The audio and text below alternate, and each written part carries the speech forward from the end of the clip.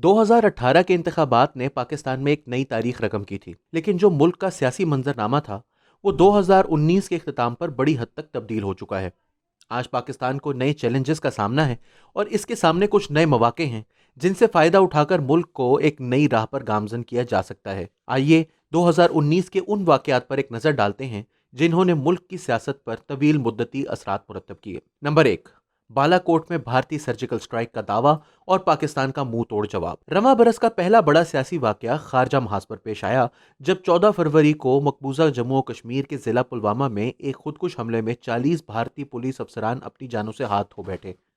ہندوستان نے اس کا الزام پاکستان پر دھرا اور 26 فروری کو بھارتی فضائیہ نے رات کے پچھلے پہر خیبر پختونخوا کے علاقے بالا کوٹ پر ایک سرجیکل سٹرائک میں ایک مدرسے پر حملہ کر کے 300 سے زائد دہشت گردوں کو ہلاک کرنے کا دعویٰ کیا۔ یہ دعویٰ محض اس حد تک درست ثابت ہوا کہ بھارتی جہاز بالا کوٹ تک آئے تھے اور یہاں کچھ پھینک کر واپس چلے گئے تھے، لیکن کسی ٹریننگ کیمپ کی موجودگی یا 300 سے زائد دہشت گردوں کو قتل کرنے کا کوئی ثبوت پیش کرنے میں بھارتی حکومت ناکام رہی۔ پاکستانی حکام نے اس دعوے کو مسترد کیا اور میڈیا کو آزادی دی کہ وہ اس مقام کا جائزہ خود لے لے۔ میڈیا کوریج نے ثابت کیا کہ بھارتی حکومت کا دعویٰ سراسر بے بنیاد تھا۔ تاہم اگلے ہی روز پاکستانی فضائیہ نے بھارتی علاقے میں گھس کر کارروائی کی، جس کے بعد بھارتی فضائیہ کے 2 جہاز پاکستانی اسکواڈ کا پیچھا کرتے ہوئے پاکستانی حدود میں داخل ہوئے، جن میں سے کم از کم ایک کو پاکستانی فضائیہ نے مار گرایا اور اس کے پائلٹ کو بھی گرفتار کر لیا گیا۔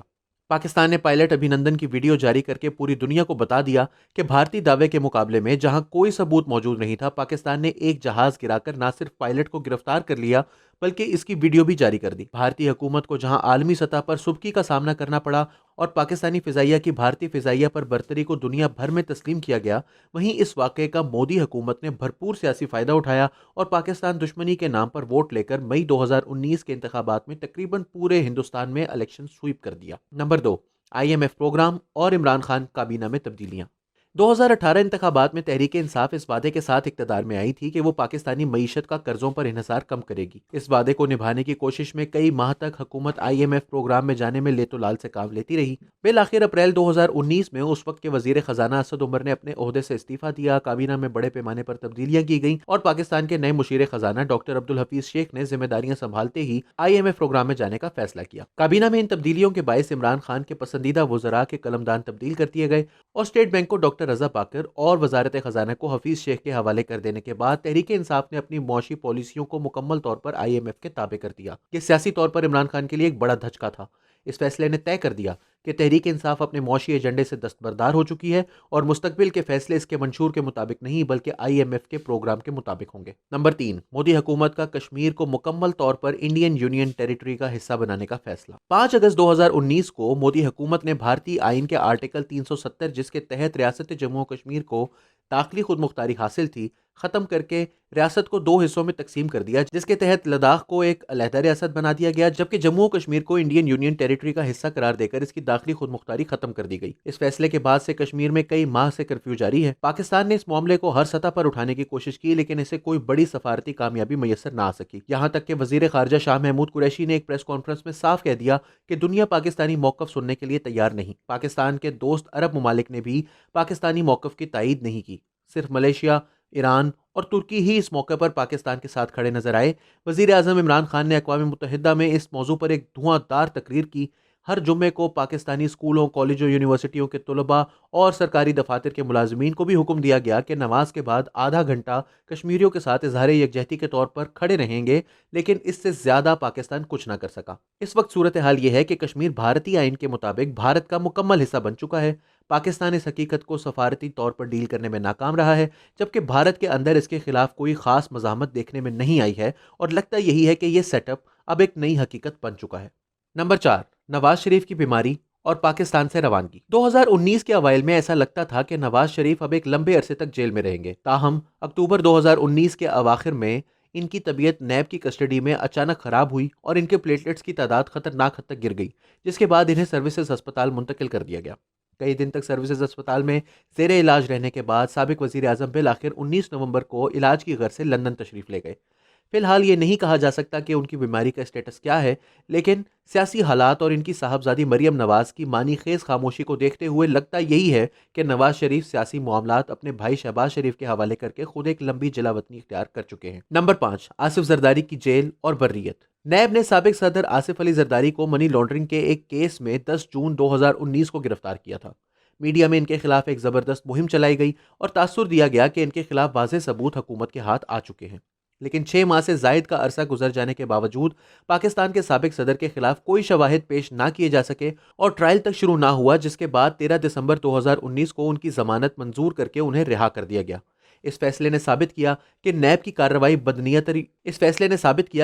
کارروائی بدنیتی پر مبنی نہیں بھی تھی تو کم از کم اس کے عملے نے انتہائی نااہلی کا ثبوت دیا ہے۔ سیاسی طور پر اس فیصلے سے اشارہ یہی ملتا ہے کہ اپوزیشن کی مشکلات بتدریج کم ہو رہی ہیں۔ اگر اگلے چند ہفتوں میں آصف علی زرداری بھی سابق وزیر اعظم نواز شریف کی طرح پاکستان سے باہر چلے جاتے ہیں تو یہ ایک نئے سیاسی منظرنامے کا پیش خیمہ ہوگا۔ نمبر 6، جنرل قمر جاوید باجوہ کی مدت ملازمت میں توسیع کا فیصلہ۔ پاکستان کے army chief general Qamar Javed Bajwa کی مدت ملازمت 28 نومبر 2019 کو ختم ہونا تھی، لیکن اگست 2019 میں ہی حکومت کی جانب سے یہ فیصلہ کر لیا گیا تھا کہ ان کی مدت ملازمت میں 3 سال کی توسیع کی جائے گی۔ اس حوالے سے سپریم کورٹ میں ایک پٹیشن دائر کی گئی تھی جس میں سوال اٹھایا گیا تھا کہ کس قانون کے تحت آرمی چیف کی مدت ملازمت میں توسیع کی جا رہی ہے۔ 26 نومبر کو اچانک اس درخواست پر سماعت کا فیصلہ کیا گیا اور اگلے 3 روز اعصاب شل کر دینے والی عدالتی کارروائی کے بعد جنرل باجوہ کی مدت ملازمت میں 6 ماہ کی توسیع کر دی گئی، لیکن پارلیمنٹ کو حکم دیا گیا کہ ان 6 ماہ کے اندر اندر اس حوالے سے قانون سازی کی جائے۔ 16 دسمبر کو تفصیلی فیصلے میں جسٹس منصور علی شاہ نے لکھا کہ اگر اگلے 6 ماہ کے اندر اندر پارلیمنٹ اس حوالے سے قانون سازی کرنے میں ناکام رہتی ہے تو جنرل باجوہ خود بخود ریٹائرڈ تصور ہوں گے۔